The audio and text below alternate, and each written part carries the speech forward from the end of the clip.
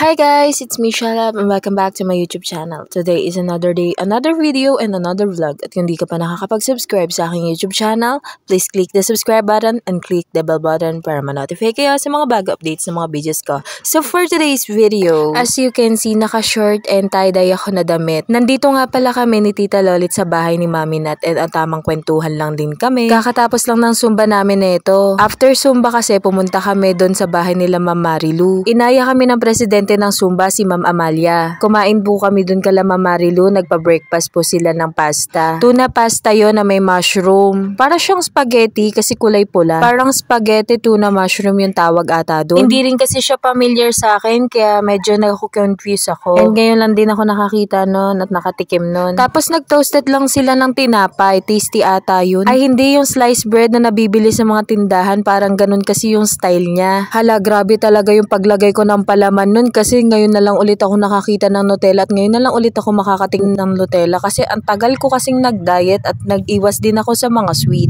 Lalo ng chocolate at nakakamiss nga naman na kumain ng mga chocolate spread, diba? Nagkuha nga lang pala ako ng tig-isang pares at pinalamanan ko lang ng Nutella. After nun, bumalik na rin ako sa upuan kung nasan sila Tita Lolits kumakain. After namin kumain, nag-picture-picture lang kami at umuwi na rin. Then ayun, inaya ko si Tita Lolits pumunta kala Mami Nat. Eto nga pala yung nakuha kong video, papunta pa lang kami sa bahay ni Ma'am Marilu nito. Hindi na rin ako gaano nakapag-take ng video kasi hindi ko naman nene-expect na pupunta kami kala Mami Nat. At wala rin naman ako sa mood na mag-vlog nito pero may nakuha naman akong video pero nandun sa cellphone ni Ate Sil. In-upload niya yun sa Facebook niya pero hindi ko na rin hiningi yung video. Kasi hindi ko naman talaga ine-expect na magbablog ako nun. Nung araw na to, syempre habang kumakain, may mga napagkwentuhan din naman kami and habang kumakain, bigla naming na-topic yung about sa contest ni Dr. Kat. About din naman sa Zumba yon, online Zumba competition. Na kung mananalo kami, baka mag-outing kami o mag-overnight swimming. Pero hindi pa daw sure basta swimming na kung sino yung sasama at depende rin naman kung magkano yung mapapalalunan. Sobrang excited na nga pala ang lahat para sa magiging result nun. Pero syempre habang inaantay namin yun, nagpe-prepare lang din kami para sa mga susunod naming OTS. May mga naka-line up na rin po kasi kaming OTS para sa mga susunod na araw. And sunod-sunod nga naman ngayong March bago magkatapusan. And nagkaroon kami ng biglaang OTS neto. Bigla kaming napalaban, bigla ako talagang napaalis nang wala sa oras para kunin yung costume na hihiramin para pare-parehas kami. Grabe din yung effort na ginawa ko noon.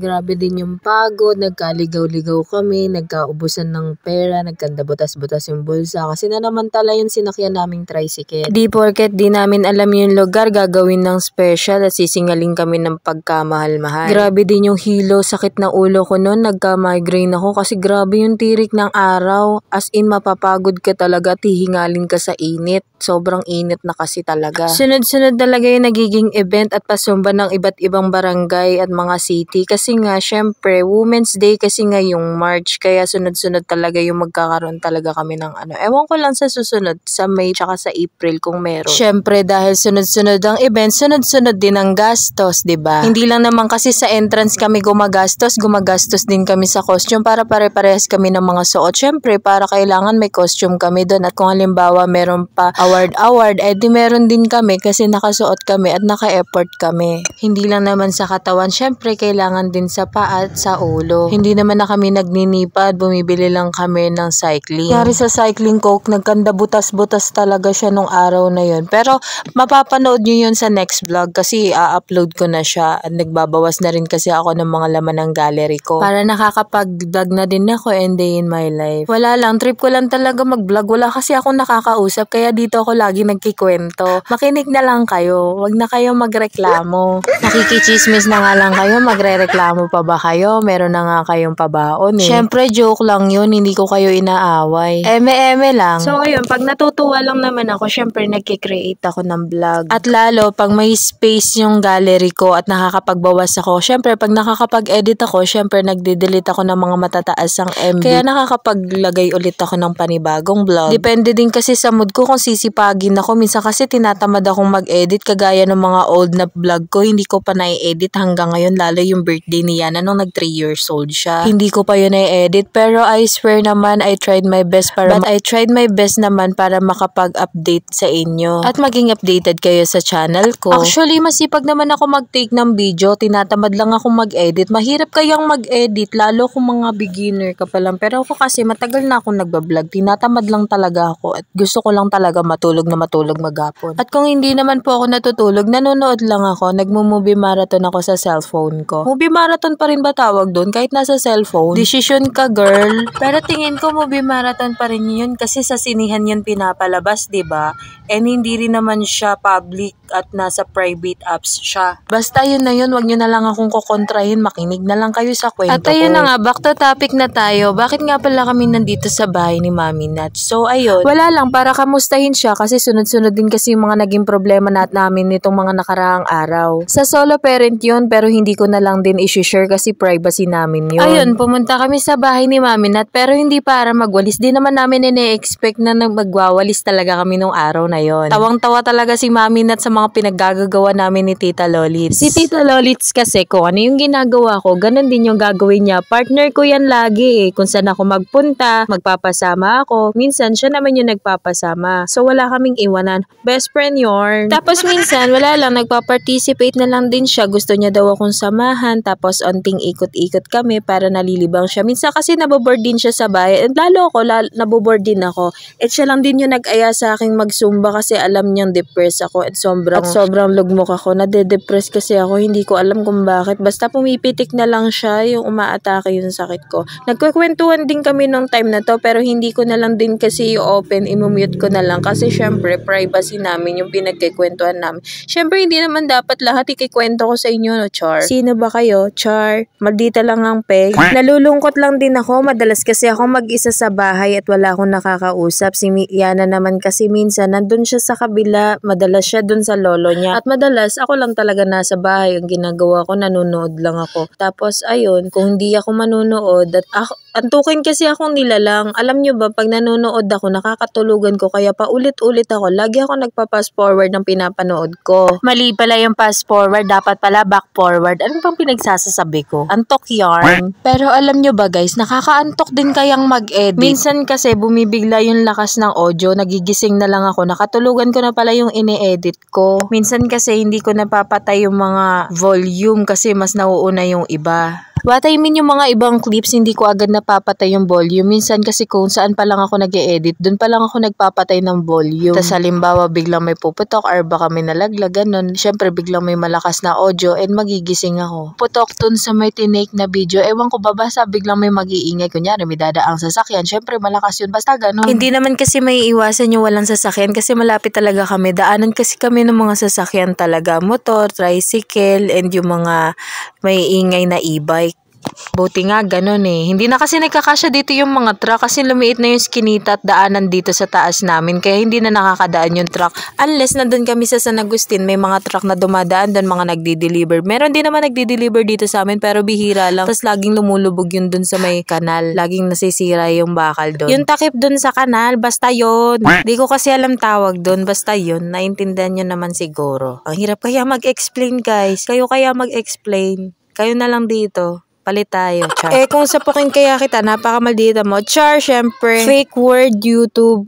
Uso pala yun. Balik na nga tayo sa topic. Ang layo-layo ko na kaya. So, ayun, natuwa lang ako. Pagdating kasi namin sa bahay nila Mami Nat, ang daming dahon. Tontuwa ako kasi nakikita ko yan sa mga nagbablog din ng mga nasa probinsya. Nagwawali sila. Sabi ko, gusto ko rin ma-experience yung ganyan. Kaya nun, pagdating ko kala Mami Nat, tuwa talaga ako. Ang daming dahon. Hala, pagdating ko dun, kinuha ko agad yung walis ting-ting at nagwalis ako. Sabi ni Mami Nat, hindi totoo pa wala ko ipapasahod sa inyo. Pinipigilan niya nga ako, lagi niya sinasabi na, wag na nak, ako na. Kaso, willing na willing si bakla, kaya nagwali si bakla. Nagbiro pa nga si Mami Nat sabi niya, hala nakakahiya naman, pinapunta ko lang kayo dito para magwalis. Sabi ko, okay lang, kasi gusto ko rin naman na magwalis and natutuwa talaga ako. And halos lahat ng kasulok-sulukan talagang pinagkukuha ko, maging sa paso, sa gilid-gilid, kahit nakakaamoy na ako ng tae ng aso. Hala, sige, go. Hello, may tubig naman eh. Sabi nga rin ni Mami na check lang din daw kasi may mga tayo ng aso. Sabi ko okay lang, marami namang tubig dyan.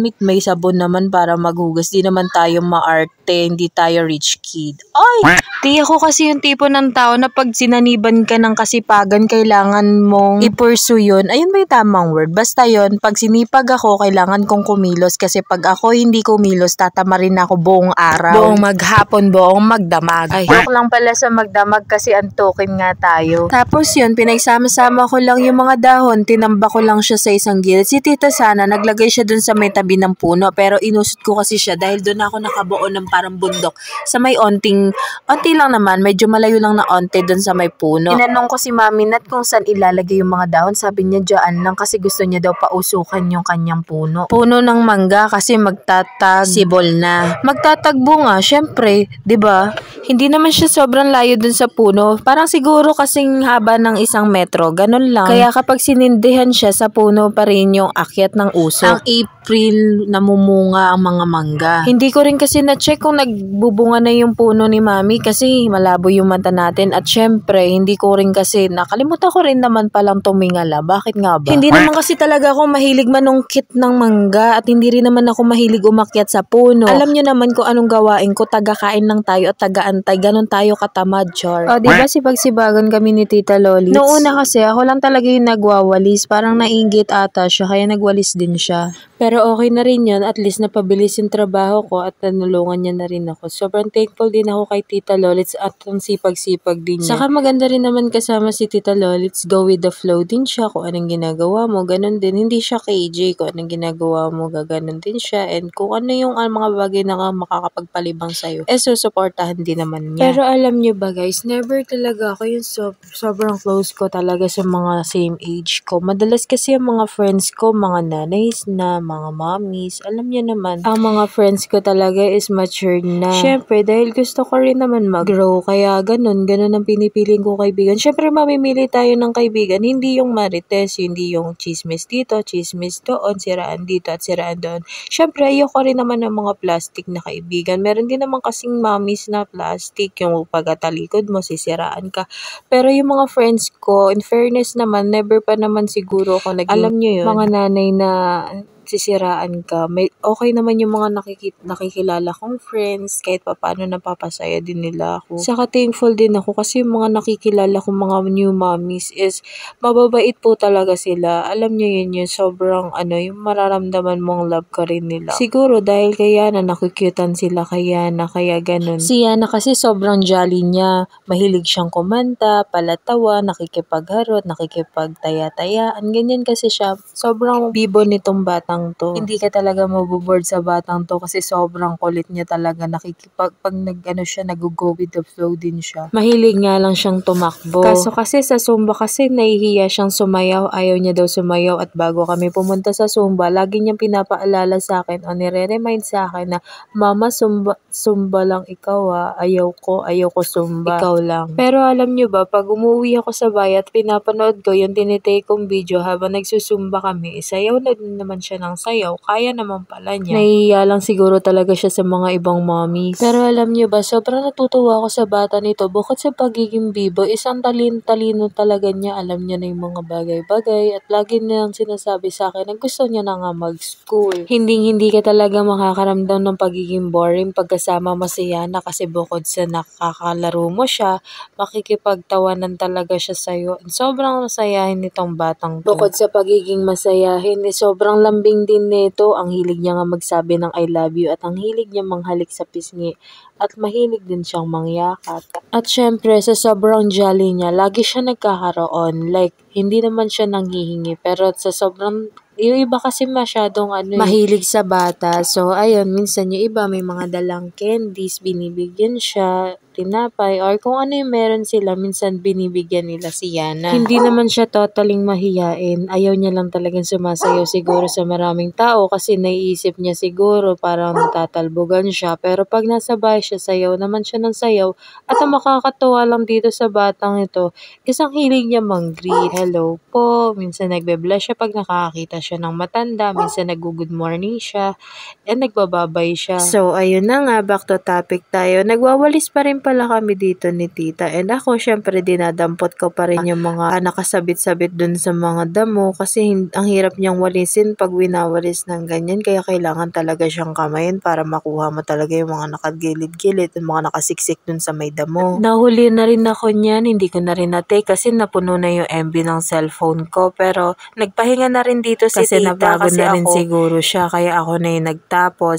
Nagdala lang din pala ng kape nun si Mami Nat after namin magwalis. Hindi ko na talaga na-take yung ibang mga video kasi na full storage ako. And no, after naman magpahinga ni tita, nakipagkwentuhan na rin siya kay Mami Nat kasi tapos na maghugas si Mami Nat nun at tapos na siya sa mga gawain niya kaya umupo na siya doon sa may kung saan yun nasa likod ng cellphone ko, doon na sila nagpwesto, doon sila nagkwentuhan habang ako tinatapos ko lang to para pagkatapos ko na to, isusunugin na lang siya ni Mami. Hindi pala nasunog to ni Mami no nandito pa kami kasi nga aalis siya, biglaan daw nagkaroon siya ng duty. So, hindi siya nasunog agad. Siguro, nasunog to ni Mami kinabukasan na nung wala na siyang duty. At hindi na rin namin nakita. Syempre, nasasumba kami nun. Ay, wala pala kami sa Zumba nun. Kinabukasan pala pahinga namin kasi Zumba na pala kami nun kay Ma'am Amalia. Tapos yun, tamang tabi-tabi ko lang yung mga dahon para ready na siyang susunogin mamaya. And nga pala, binigyan nga pala kami ng gluta ni Mami. So ayun, tapos na akong magwalis, sumupo na ako para uminom na ng kape. Kasi binigyan kami ni Mami ng kape. Plain lang din niya na black. And ayan, binigyan kami ng gluta and yung serum is lotion yun. So ayun lang, thanks for watching. See you in my next vlog. Bye!